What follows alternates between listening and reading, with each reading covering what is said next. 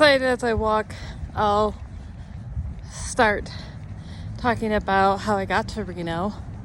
I would say it's a bit of a happenstance and in events and deciding that I needed to get away from a lot of things and just kind of regroup for myself.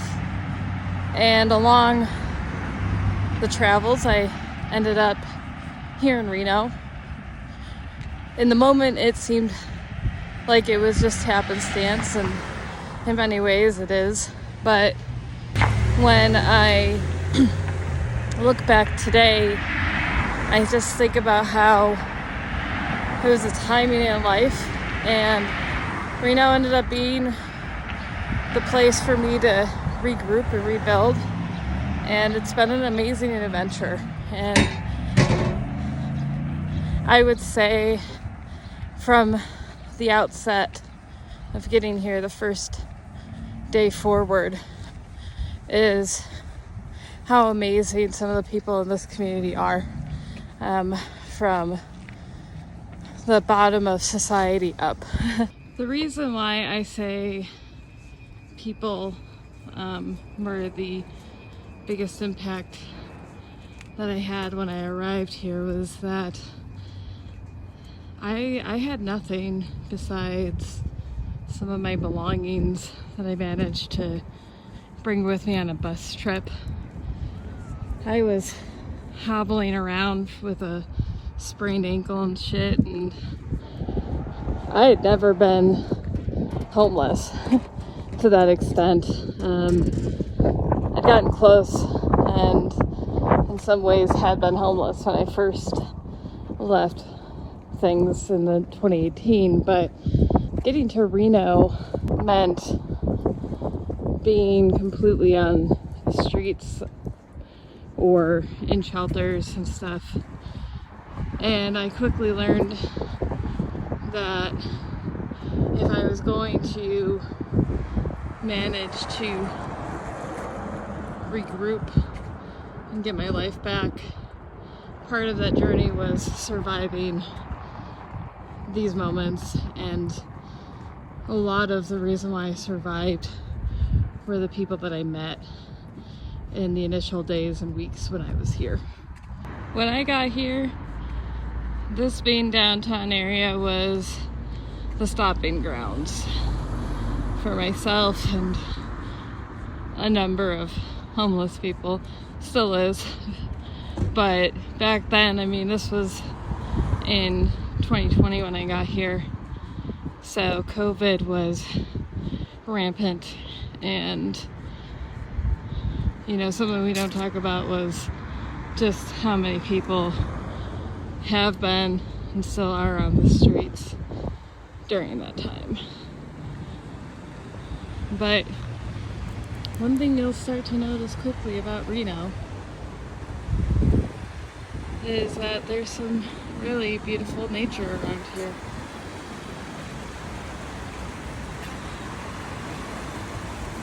So in some of these spots, you'll actually see where people are still staying or were staying.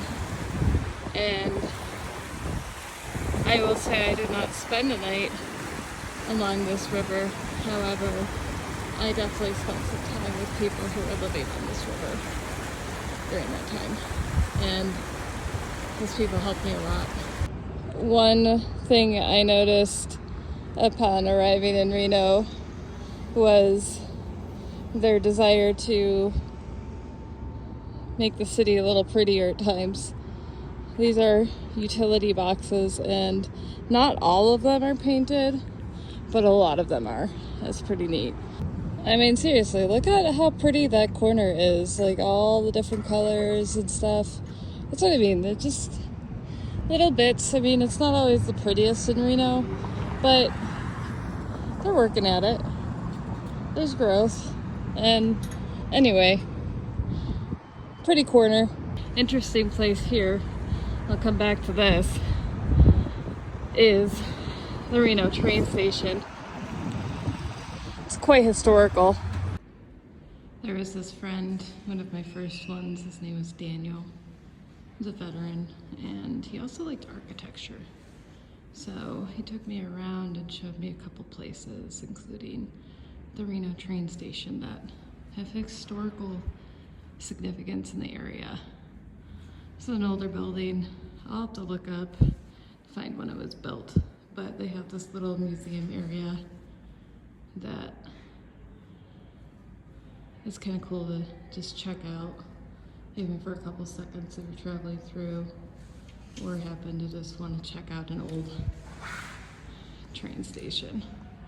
But anyway, that is one of the little places that my friend Danielle showed me, and I still think about the times we came in here just to check it out and get inside for a few minutes, use the bathroom, which is now restricted, and hang out, get off the streets for a minute.